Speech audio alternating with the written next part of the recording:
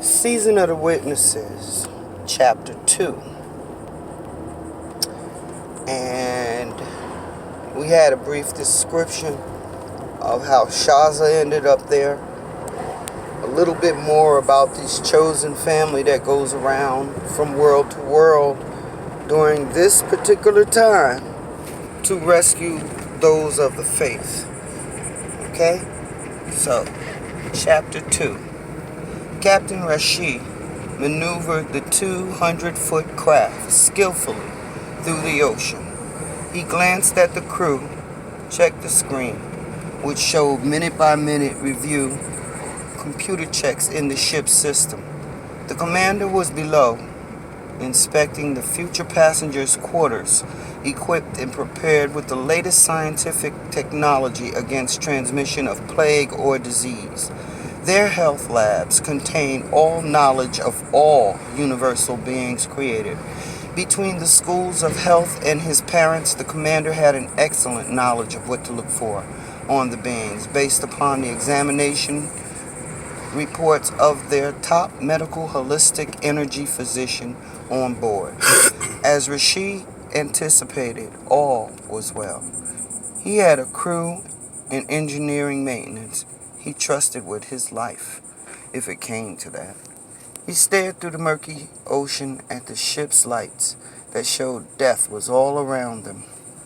The sea mammals began dying on the earth 5 years ago.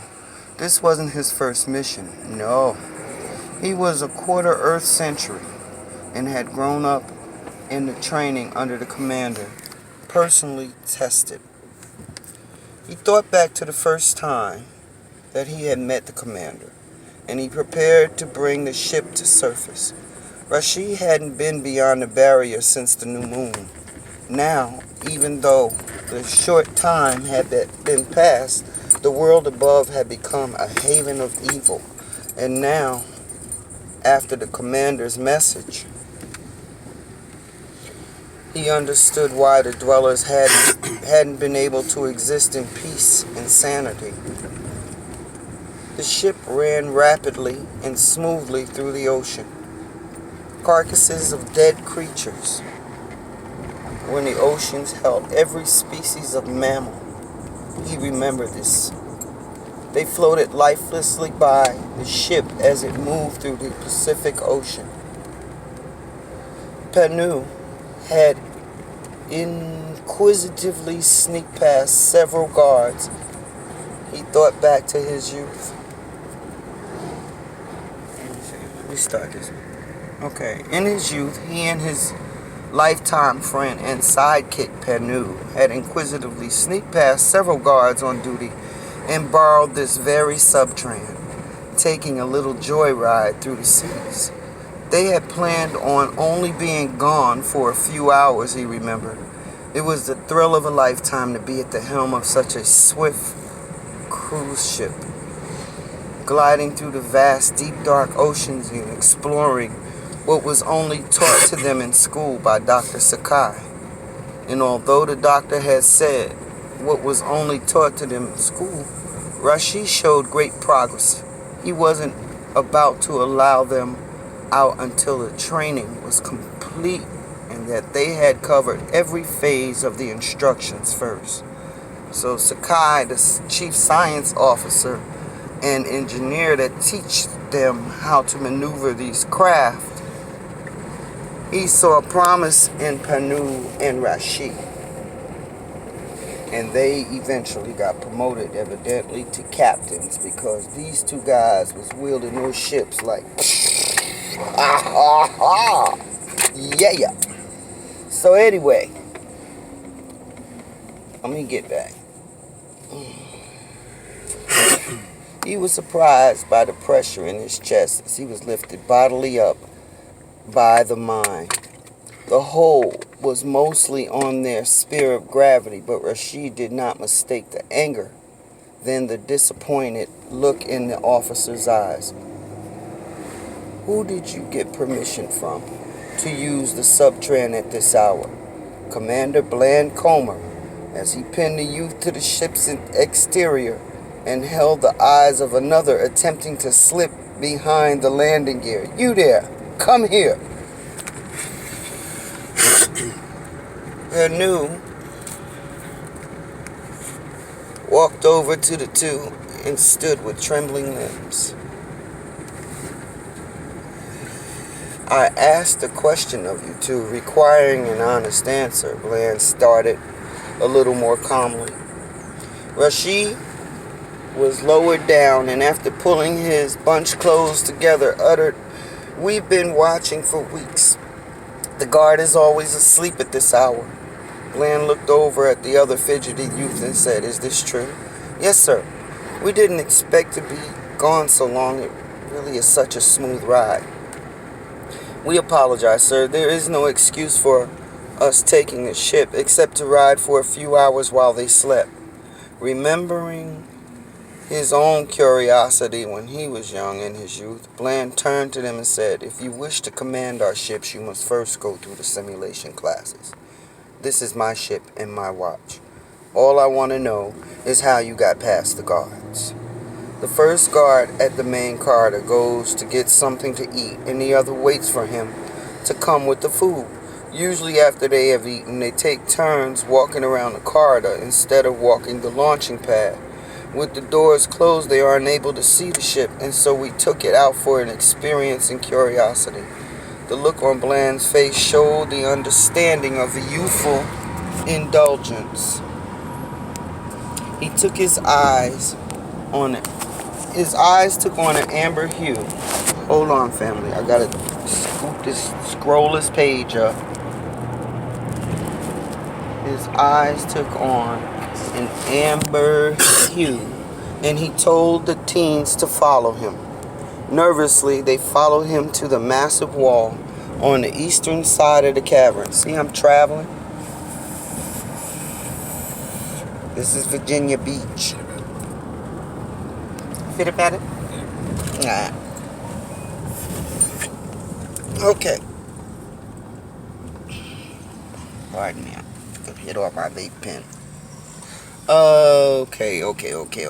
Yes, family.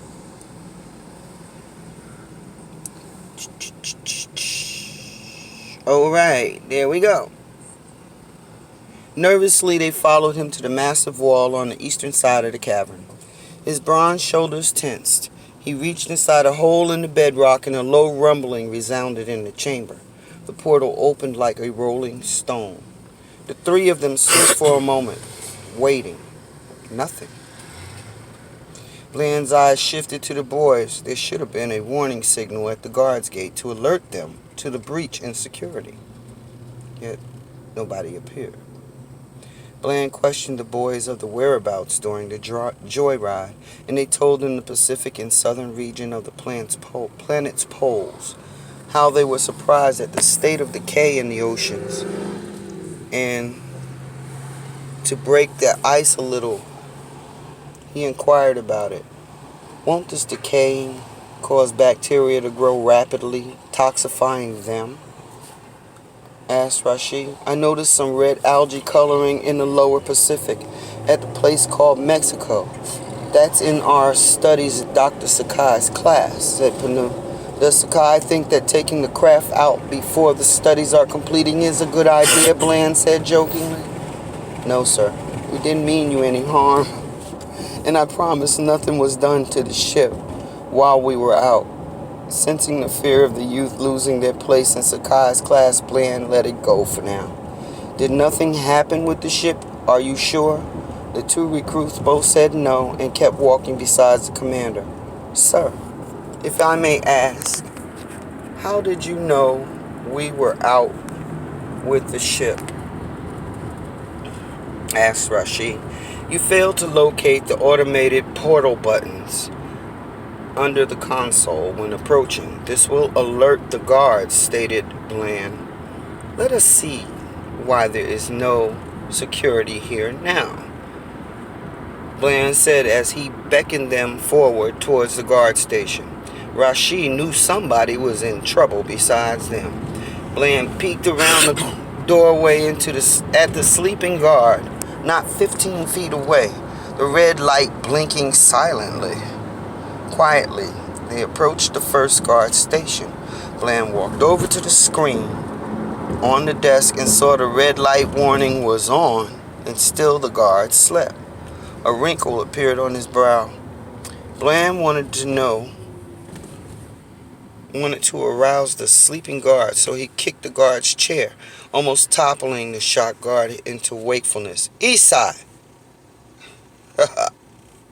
A slight drool on his mouth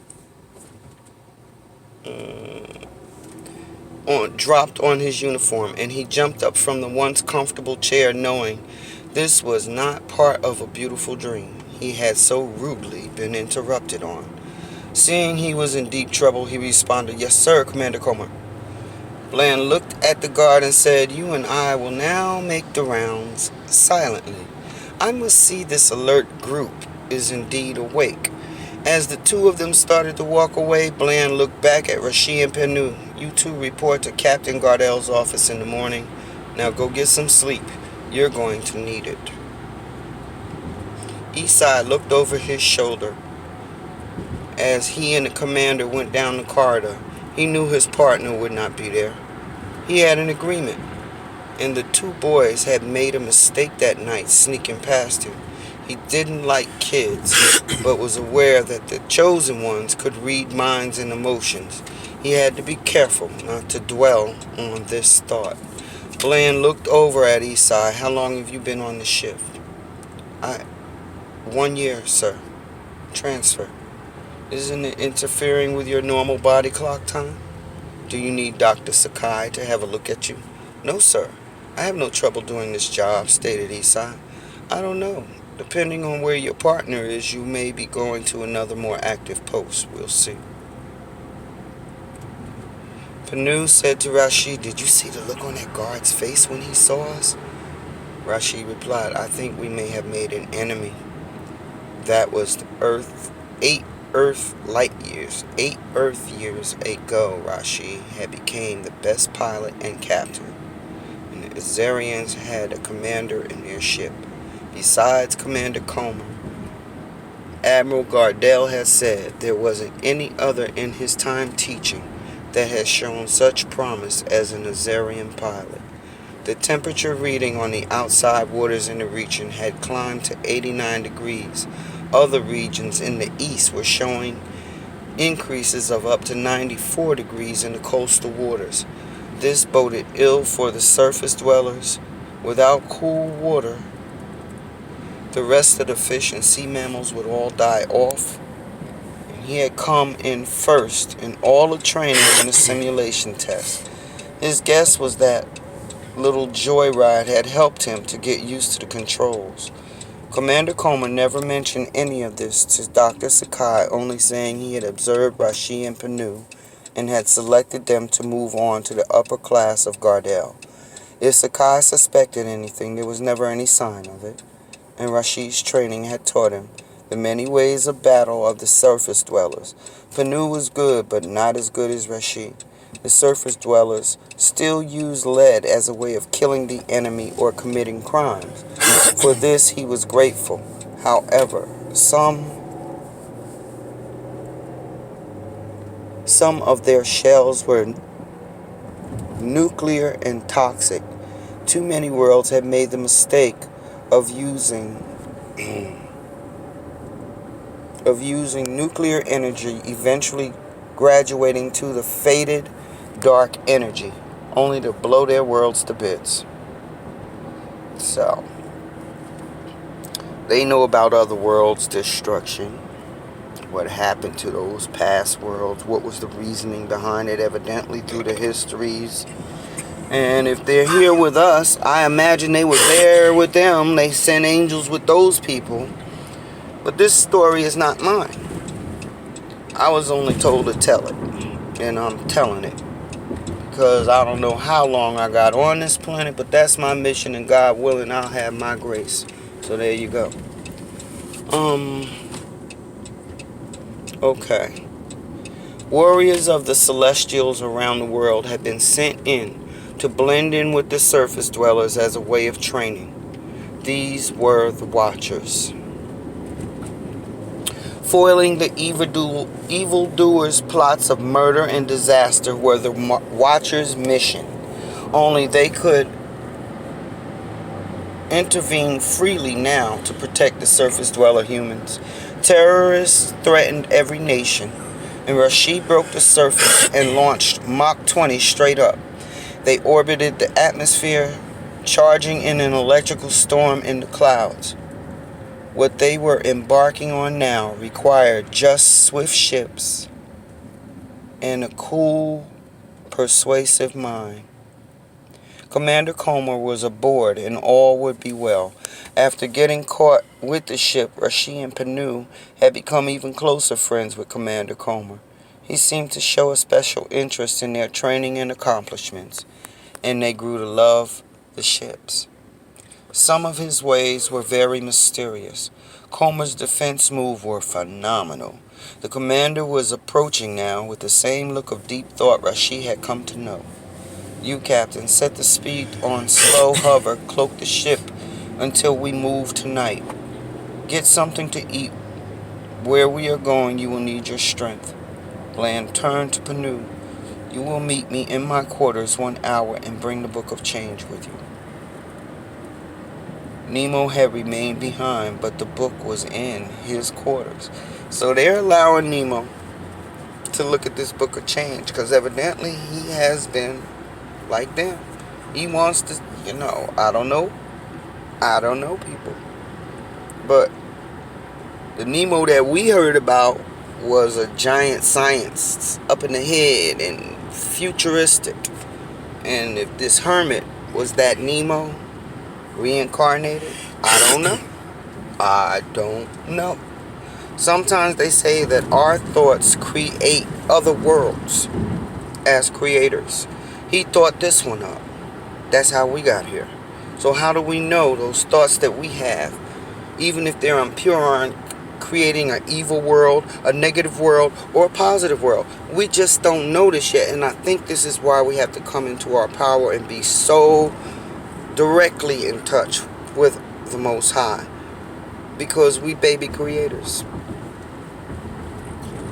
And if you notice your life, you'll see there's certain gifts you have that others just aren't able to master like that. And it's something so simple to you, whereas it might be complicated to others. So, let me get back here. Okay. We are entering into chapter 3. And this is 17 minutes, so I'm going to end here and start again.